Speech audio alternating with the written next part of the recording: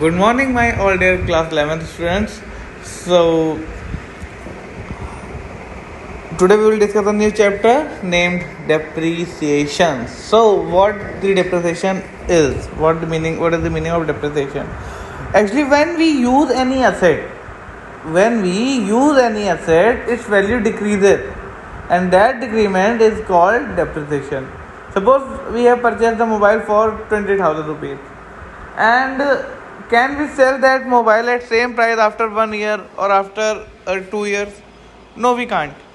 We can't sell that mobile in the same price because we have used it, and due to the use, its value has been decreased.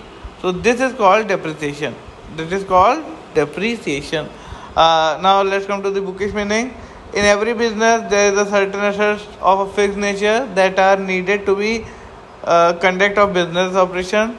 Some example of such assets are plant, building, motor car, furniture, office equipment, etc. These assets have a definite span of life. After the expiry of that, which assets will lose their usefulness for the business operation.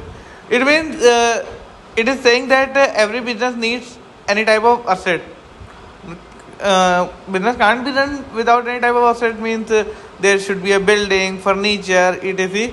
And that building, that furniture, that fixed asset has a fixed life. After that, it has to be renewed.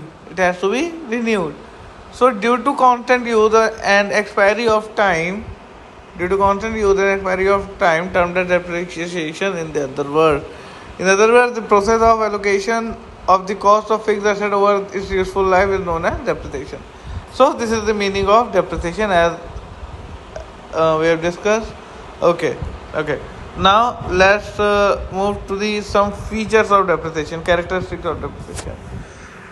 Depreciation is decline in value of the fixed assets. Means except land, every fixed asset needs to be declined. Such fall or the permanent nature.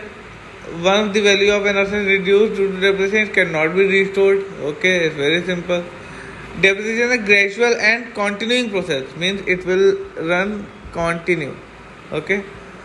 Then depreciation is not a process of valuation of asset, but process of allocation the cost to its effective span of life. Okay. It's a non-cash expense. Okay. There will be no cash involved in it. Okay.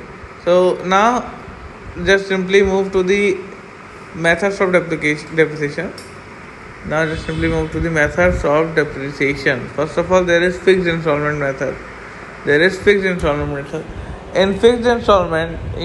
installment, it is also called as straight line method or simple depreciation method. In this, the amount of depreciation will be fixed.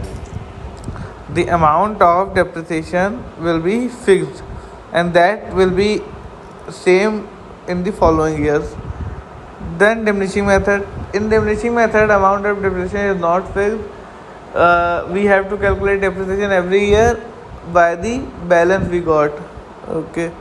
Then annuity method.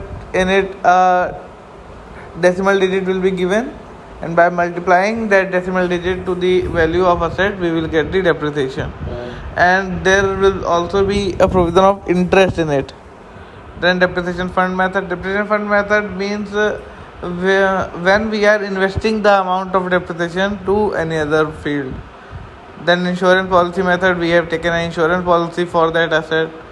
Revaluation method, depletion method, machine hour rate method. These are some methods of this depreciation. So from the next video, we will discuss the fixed installment method, diminishing method, annuity method, etc. In the further videos, we will discuss the methods. Till then, go through the theory of this chapter. The theory of this chapter is also very important. So just go through the theory of this chapter once or twice. And if you find any doubts, any query, you can ask. Our school is always there to help you out in all your need. Till then, bye bye students. Meet you in the next video.